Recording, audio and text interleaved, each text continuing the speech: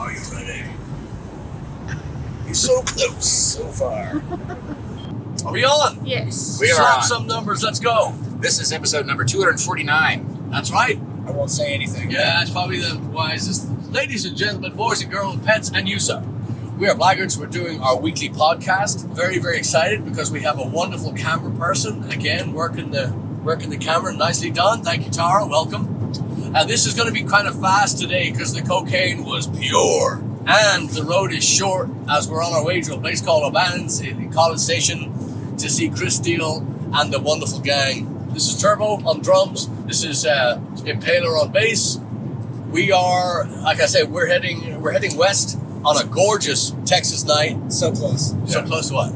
You almost introduced I yourself. thought you were going to do yourself right there. I did myself before we left. That's why I had to stick it. We're on our way to College Station. Sorry, no, this is actually day 7. This is my 7th day without sugar.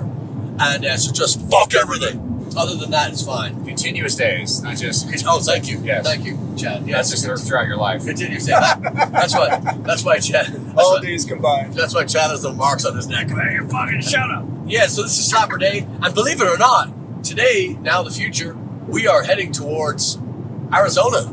Yeah. We're actually on our way to... Wait a minute. No, that's Thanksgiving. Sorry. This week is Thanksgiving week. I'm going to New Mexico today, Slapper Day. If I don't remember, I'll do it right now. I want to say, if you celebrate Thanksgiving, if you celebrate Indigenous Peoples Day, if you celebrate any of that stuff, hope you have fun. Because I sure as hell am going to be up a mountain somewhere hiking. So anyway, so the week after Thanksgiving, we get in the van again, and we go out to Arizona. We're going to play Chandler on Thursday night. This is all the Turbo Booking Incorporated. I get a call, hey boss, can I? And he goes, can I book some shows? I said, there's a sack of flour, make a big biscuit, get on it. So he jumps on it. Next thing you know, we're playing 3 shows in Chandler, in Lake Havasu, and in Bullhead, Arizona.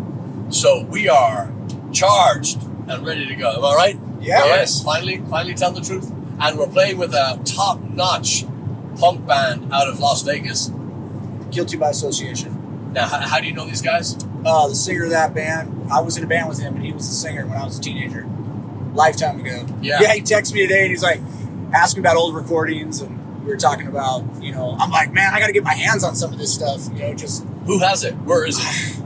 It's got to be a member of the band. Somebody's got to have it, Is if you get I've got you on tape now, can I get a promise from you? If you get some of it, can we distribute some among our Patreon? Yeah, absolutely. Yeah, I'd love to do that. Yeah. Love to send I think I know the guy who has it. Okay. A guy named Rick. I think he might have it. I'll have to reach out to him. Rick James? Rick James. Yes. I like him. He is a super friend. Anyway, so Chad, what do you got going? What's new with you? I've got 2 new web design jobs just rolled in. That's what I was. Okay. We just got all the new Christmas stuff on the store. Have we talked about that? Oh my goodness. Your The cards are great. Your boy Connor designed 2 Christmas cards for us. And they're also available on shirts and onesies and a coffee mug. Yeah. Brand new. Yeah. We have the cards we're actually selling at the shows. Yeah, there's one right behind you. I see Turbo right behind you. That box right behind you. Chad's going to show me his ass. There it is. So while those guys are mumbling and jumbling around in the back, yeah, Connor from DevMan's, DEV, DevMan's Designs on Instagram. You can check out his work. But he designed and he drew the cards for us. So we have a couple of different Christmas cards on sale. Why did we do that? Because I went to Hallmark the other day. I paid $5.50 for a birthday card. That was my good friend Jim Gaffigan was making fun of Christmas cards. And he said, he opened up one of the Christmas cards and it said, happy birthday. And he goes, you couldn't have thought of that? And I was like, okay, done deal. We'll do our own shit. Do you have them right there? Look at that. Check it out. Look at that. Dude, they're cool. Are they nice? Yeah. Can I have one? Yes, you may. You can have as it many as you says, Happy Christmas, you Blaggard. Okay. All right. Thank you, Connor. Yes, good job, Connor. Many happy returns. You know what? This young lady behind the camera and my superstar son, who designed the card, are both having birthdays the week after next. So happy birthday, Connor. Happy birthday, Tara, in a couple more weeks. Yeah. Can't believe it. You're going to be old enough to talk back. Don't say a fucking word. Is your birthday on a Tuesday or a Thursday? It's on a Friday this year. It's going to be on a Thursday. Oh, that hurts. Oh, I know. I can smell it. I can smell it. Oh yeah, we do have the toy drive coming up, which is essentially not a toy drive anymore.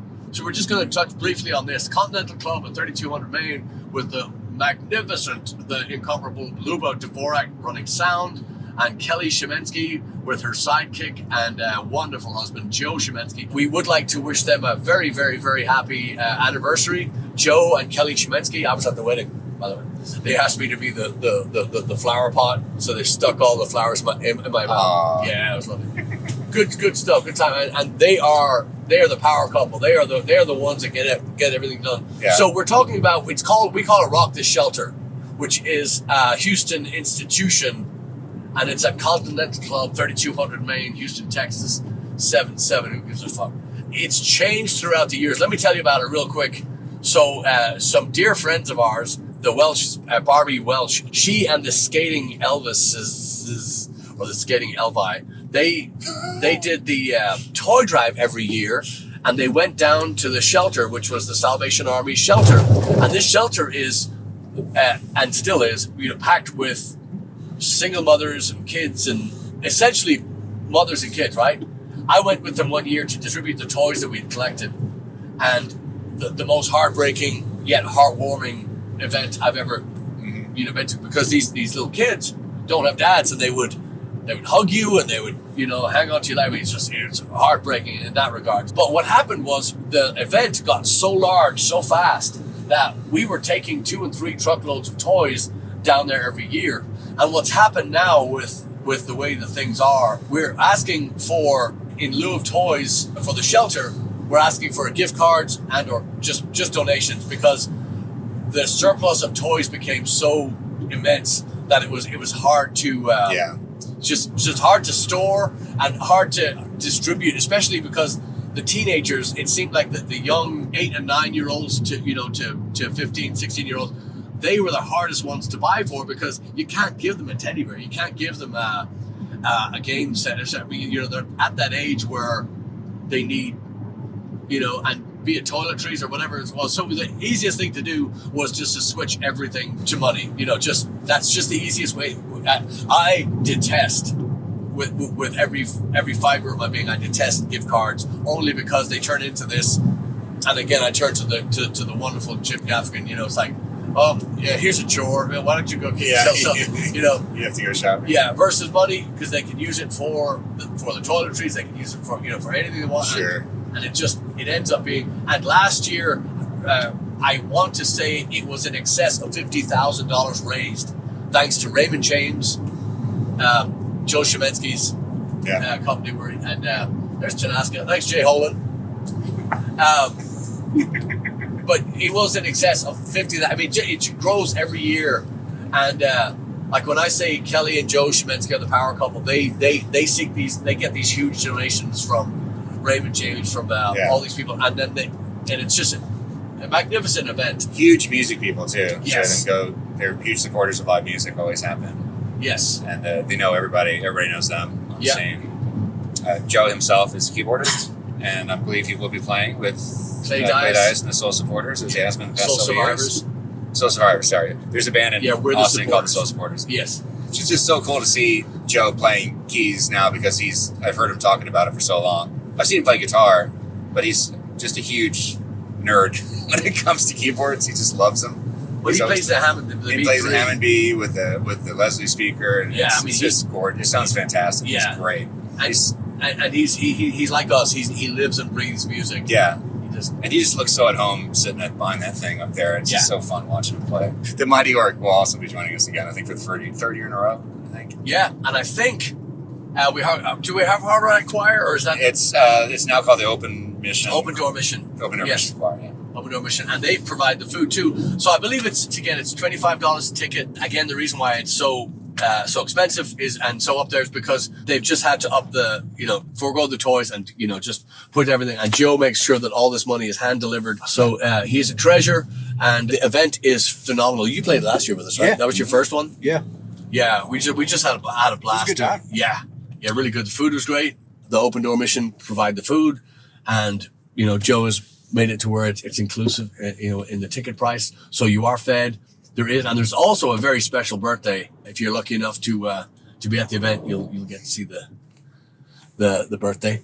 Anyway, so I believe you had that nice jacket on at that show too, boss. the nice jacket. Yeah, I think you had that jacket on at that boss or at that show, and I was One like, with the tails. I go, yeah, Oh, yeah. I need to step up my game. I was like, That was last year, wasn't it? Was that last year? was that last year when you did That that? was last year. Yeah, that was last year. I remember Wow, that. you got a good memory. Not really. I think I think you do. I beg to differ.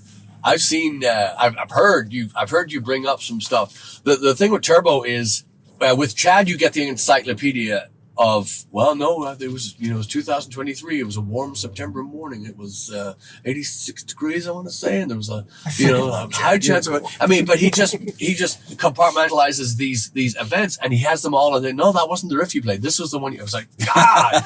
Then you got Turbo, and Turbo is like, wow, these people did this, and I have them, it's mind-boggling. I'm like, what did I have for breakfast?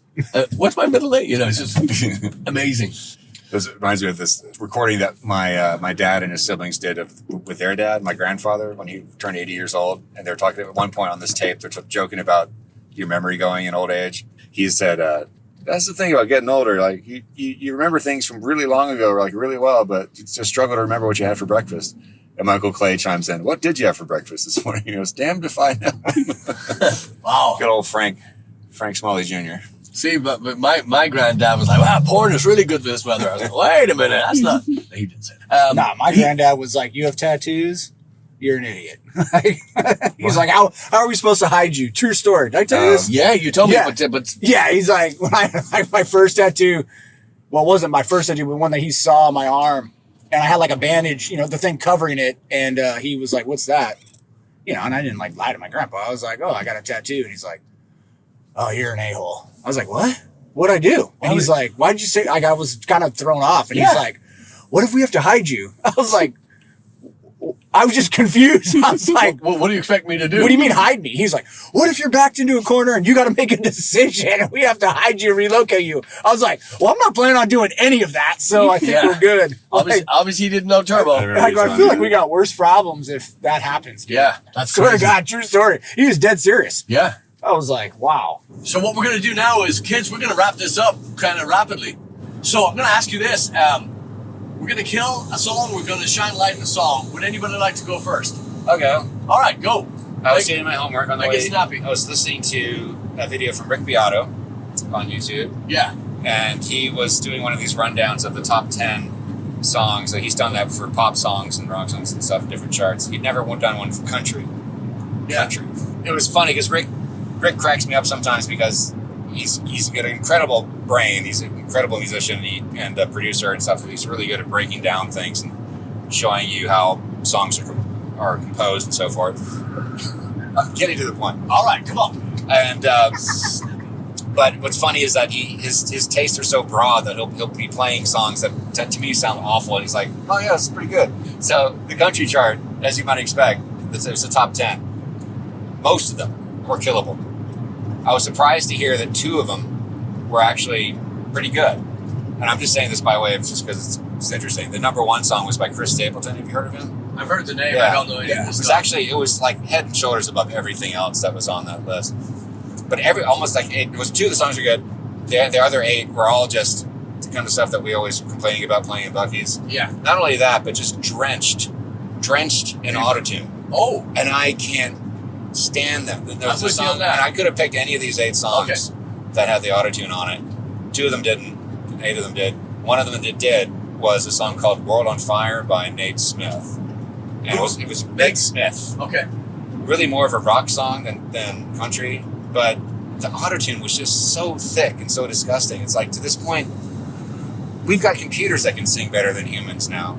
And so, because of the autotune, it's like, why are we even putting the autotune on our voices now? Because what's the point? I mean, if you can't sing it, maybe get somebody who can actually sing. It's like, to this point, we're just vocalizing into a microphone and the computer does the rest of the work. But it doesn't even sound human anymore. Yeah, of course. The AI singers sound more human than autotune vocals do. So that's your shine light? Okay, now kill. That's my kill. I'm just kidding. So speaking about vocals, and just thinking back to, I'm grateful that Chris Stapleton on the number 1. That's great that he's on there with no autotune. Way to go, Chris. I'm not going to shine a light on you because you're number 1 on the running chart. I'm going to go back in time to Harry Nilsson, who is one of the most legendary vocalists of all time. And there's any number of his stuff I could point at, but I'm going to point at a song I think it was one of his hits called Spaceman. Kind of a goofy song, but his vocalizations on that are absolutely, like a lot of his stuff, just absolutely just jaw-dropping. Just listen to that, and if you want to hear what a real vocalist sounds like. So that's it. Very cool. Very cool. Guitar, do you want to go or do you want to wait? I can go if no one else. Go ahead. My kill would probably I'll be. just put my mouth. Yeah. Go ahead. Yeah, you'll be my mouth. Are you gonna? But my kill's probably going to be the song "Bad Guy" by Billie Eilish. Probably heard I know it. that song. You probably heard it before. Yeah. I just think that one is. She has some okay stuff, but it's not really my style. You're killing that one? Yeah, I'd kill that. It's just it's one of those overplayed ones. Yeah, for sure. Yeah. And I think it came out when I was a freshman, sophomore in high school. And I just kind of want to leave it there. And if I hear it again today, I'm kind of like, huh? Like, I'm just like, mentally, I've left that song. You know, you probably have one or two of those songs you leave in your past, and you don't want to listen to them again, and you hear them, and you're like, oh, get it off. That's my kill. All right, shine a light. Has anyone ever done a double shine a light before? Go for it. No. Go for it. Is that allowed? Overachieving is always acceptable here at Contra Violence. Oh, excuse me. I like what I'm hearing. Yep. Go ahead. My two songs to shine a light on, very kind of polar opposite genres, but my first one is RV by Faith No More, and this one probably not. I think only one other person will know. One other person in my life will know her, even on watching this. It's called Rejects Unite by, I forget, I can never pronounce this guy's name, but he's the soundtrack composer named Jesper Kyd, I think his last name. His last name's Kyd. I don't know how to pronounce that. Where would we be on? Yeah, that sounds right. Kyd. Yeah, where would they find somebody like that? Definitely YouTube. The song I'm referring to is on YouTube because I can't really find it anywhere else because it's newer. Okay. It's like one of those kind of, not demo tracks, but it's another one of those soundtrack songs. Gotcha. So it's kind of hard to find, but it's easy to find on YouTube. Anyone can find it there. Fantastic. So that's both Cool. mine shine a light. Love it. Yeah. I was just thinking about Faith No More. Yeah. I had that song. What's that? The big hit of theirs? That it's it. What is it? That one. Yeah, you want it all, but you can't have Yeah. it. Well, you can't have it with the horns and everything. I forgot the name of that one. Yeah. I mean, again, that was a band that was just monstrous in its time and just kind of fell off. 80s, So, man? Were they 80s? 90s, early 90s. Yeah, 90s? very much Yeah. early 90s, man. Yeah. So Turbo. All right, I'm what you going got? to shine a light first. Yep. I was playing, Chad and I just listened to songs on the way up, and then he's like, oh, you got to shine a light on this one. And it's a band, they're emerging, they've been out for a little while, they're emerging more now. I've seen a lot more of them, a band called The Interrupters, and shine a light called Family. And it features Tim from Rancid singing on that song. And I was telling him, I go, man, I watched the music video of it. I love it. They're like kind of white shirts, colored shirts, ties, and it's kind of like that rockabilly ska style. And it's just, oh man, you got to check that song out. It's so cool. I told him, I was like, you can't listen to this song and be in a bad mood. Like, this song is so fun. It's so cool. It's the same pattern almost all the way through the song. Very simple, which I love. And Great drumming in it too. yeah, dude, it's awesome. I love that song. And so I've actually been seeing a lot more of them online and checking them out. And I want to see them live. So the song I'm going to kill is going to be a band that's my top 3 favorite band. I'm going to kill the studio version of a song from Rage Against the Machine, Calm Like a Bomb, because I love the freaking live version of this song. I was telling Chad, I was like, I think I've listened to this song 1,000 times. So It's because it should be a live song. It's, oh my God, I'm just like, it's so, and the studio version's awesome, but that was my question. it's awesome. I mean, I listen to it too, but man, that's just the live. I'm like, if this was only a live song, I don't know. I think I feel like it'd be happier. It's so good. But so I'm killing a song that I like, but for that reason. That's it. See, in that way you haven't really killed it. That's a nice way out. We have found a winner. We found a way. I don't know if you've watched before, but if you've ever watched a few SlapperCasts, you'll always notice that Turbo gets extremely uncomfortable when it's time to kill a song. Because we've done this a million times. We have prefaced this segment with We are not saying that your band is shit or your song. We're usually saying your song is shit to us, but it's not that we are saying everybody, just towards this thing. We're just saying that we've heard it so many times, a lot of times. Again, never pointing at somebody saying you're crap. Motley Crue excluded, but Turbo has the hardest time killing a song because, again, he loves music so much, and art is so, it's such a personal thing. You cannot. Walk around and say that shit. It's not up to you. So we understand. I've always been hard. It's always been difficult to me to be like on the critic side too. Like I remember when I was a kid, I worked for like the Parks and Recs for the city, and it was like you coach like the little kids flag football teams, and you do these things. When they would make me be the referee, I hated it. I was like, I don't want to call the foul on the person. Like. Same kind of deal. I'm like, I don't want to point out what's wrong. Like, but Moxie would probably beg to differ on that, but it's just a thing. I don't know what it is. I tend to gravitate on why I want to do it. This is why I want to do something instead of, so anyway. I get you. Well, my Shine Light is a band called The Specials, and it's a live version of a song. It's called Do the Dog, and it was their opener. And 9 times out of 10, when we were on our way to a show, I'll say to the kids in the car, I'll say, what are we opening with? And they're all, ah. Now, it's a lot more difficult than one would think, is to throw a song out that's going to be the icebreaker. If nobody's seen you before, if you're playing in a place that you haven't, or there's new people in the audience, what song is going to grab them? What song is going to say, hey, you might want to stay for a few more, or the night? So, it's a difficult situation it's usually I won't say difficult, it's an awkward predicament when it's time to pick that song that says, we're here, get yourself a few drinks, we're going to have a good time tonight. So, Specials had a live video and they opened with that, and Terry Hall, the late great Terry Hall, he was very stoic, didn't smile, and he moved a little bit. But the band took care of the visuals, and they did incredible backing vocals. And it's called Do the Dog, and it's just the most amazing opener. And the band are playing their fucking asses off. It's outstanding. And the one I want to, and this is the one that's gonna, people that know it and love it.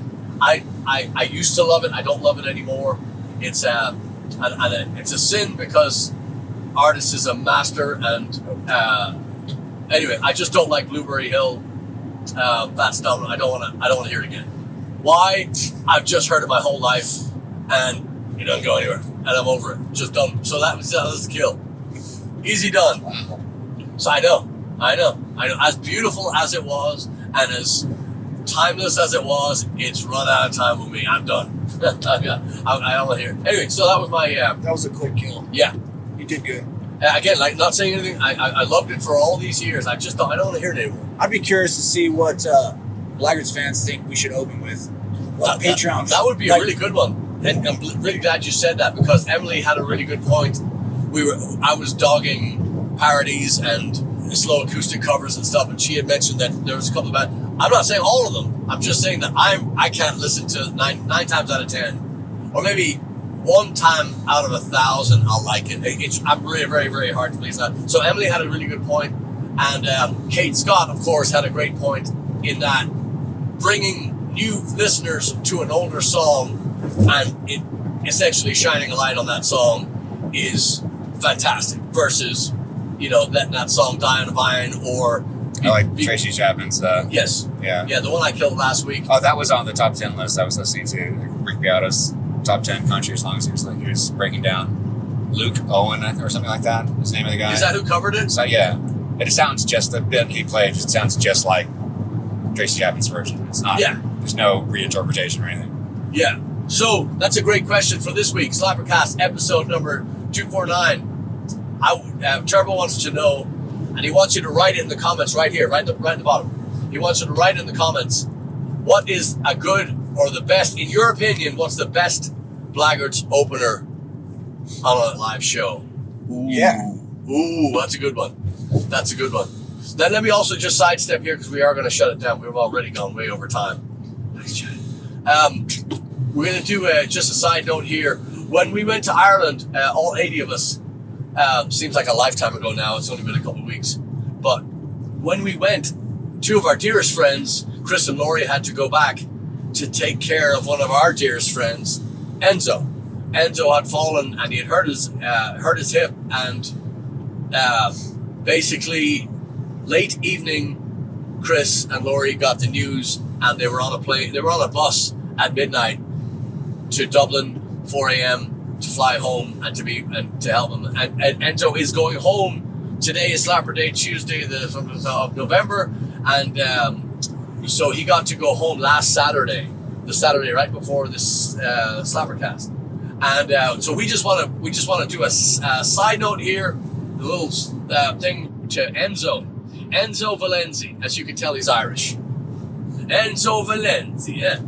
Easily one of your favorite people once you meet him. Mm-hmm. I mean, he's a god amongst men. I mean, he's just one of these guys, smart as a whip, and he's just a guy that makes your life better when you know him. And so we're, as Blaggards, from us to Enzo, get well. Can't wait to see you. I know we're going to see you in December. So get well, listen to a lot of rock and roll, eat a lot of sugar. Lucky. And we'll see you very, very soon. So get well, Enzo. Cheers. Cheers, Enzo. All right, ladies and gentlemen, boys and girls, this is Sean. He's got one name like Madonna. And Sean, where are you from? I'm from Killarney, County Kerry, Ireland. Easily one of the best drivers I've ever met in my life. Am I right? Yeah. I rang my wife's sister and I told her it was a great night. She missed it. She should have come out. What a wonderful woman. Drummed out of the Gestapo for cruelty. I wouldn't say she's bow-legged, but she hangs her knickers on a boomerang.